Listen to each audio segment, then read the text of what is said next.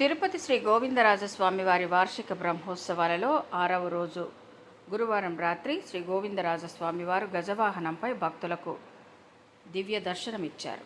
అశ్వాలు, వృషభాలు, గజాలు ముందుగా సాగుతుండగా మంగళ వాయిద్యాలు, భక్తుల కోలాటాల నడుమ స్వామివారు 4 మాడ వీధుల్లో విహరించి భక్తులకు అభయ ప్రదానం చేశారు. అడుగడుగున భక్తులు కర్పూర హారతులు సమర్పించి గోవిందనామ స్మరణలతో స్వామివారిని సేవించారు. గజవాహనం ఐశ్వర్యానికి, మంగళానికి ప్రతీకగా భావించబడుతుంది. ఏనుగు ఓంకార స్వరూపానికి, విశ్వతత్వానికి సంకేతమని పురాణాలు వివరిస్తాయి. స్వామివారు గజరాజుపై విహరించడం ద్వారా అహంకారాన్ని విడిచి భగవంతుని శరణు చేరితే కర్మ విముక్తి కలుగుతుందనే సందేశాన్ని భక్తులకు అందించారు. ఉన్నారు భాగవత కోటి అందరూ కూడా ఎంతో అదృష్టులకు పరదైవతము, జగాలకు మూల కారణం. కానీ భక్తులు ఎలా భావించగలుగుతారు? ఆత్మీయంగా భావించేటువంటి గొప్పదనం వారిలో ఉంటుంది. యశోదా నందగోపులు పుత్రుడని పెంచారు. దాన్ని శిరసా వహించడమే సకల పుణ్యనది స్నానమవుతుంది. త్రికాలాల్లో ఆచార్య వందనాలే సంధ్యావందనాలు. అభ్యాగత శ్రీ వైష్ణవుల్ని గోవిందరాజు గొడుగుల నీడల గోవిందరాజు గుడిగొన్న పడగేల గోవిందరాజు. ఈశ్వరుల ధ్యాన మార్గంలో వెలుగొందేటువంటి స్వామి పాదములే మనకు శరణ్యం. శృతివధూ సీమంత వీధుల భాసిల్లేటువంటి ఆ శ్రీవారి పాదాలకు చక్కగా ఆనంద కర్పూర నీరాజనాలు అందిస్తూ ఉన్నారు. ఆ పద్మముల వంటి పాదయుగళమే క్షీరసాగరుని గారాలు కోసి మోక్షమిచ్చే సమ్మోహన రూపంతో, విజ్ఞాన స్వరూపంతో ఆయన కనువిందు చేస్తూ ఉంటే చక్కగా ఆశ్రయిస్తూ ఉన్నారు.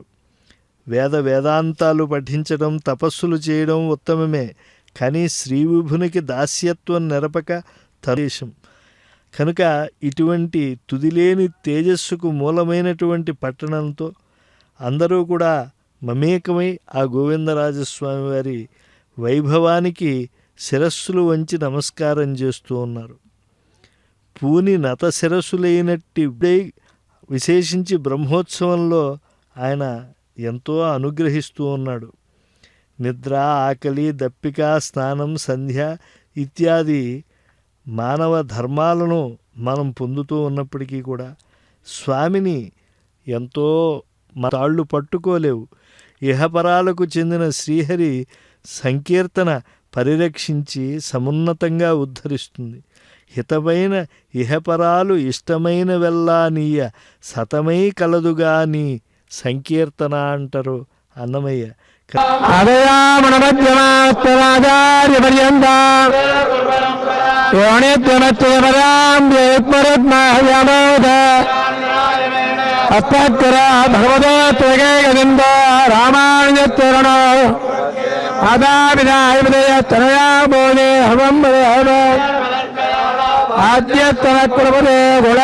కమనీయ వేషం, ముక్తావళి, లలితకంఠ ముదారహారం, పీతాంబరద్యుతి విరాజిత దివ్యదేహం అన్నట్లుగా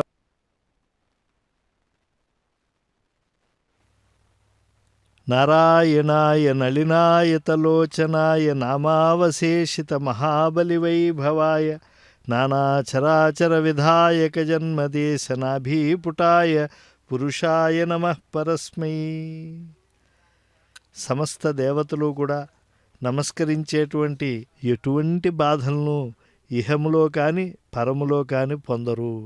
ఇంత రక్షకుడు మరి ఈ యొక్క విశ్వంలో మరొకరు ఉంటారా? క్షరమును అక్షరమును సాక్షి పురుషుడని సరవి తెలియుటే సాత్వికము అంటువాడు స్వామి. అనంతమైనటువంటి విభూతులు చిత్రములుగా కలిగినటువంటి వాడు. శ్రీవత్సం అనేటువంటి చిహ్నాన్ని వక్షస్థలమందు కలిగి ఉన్నటువంటి వాడు గోవిందరాజస్వామి. నారాయణాయ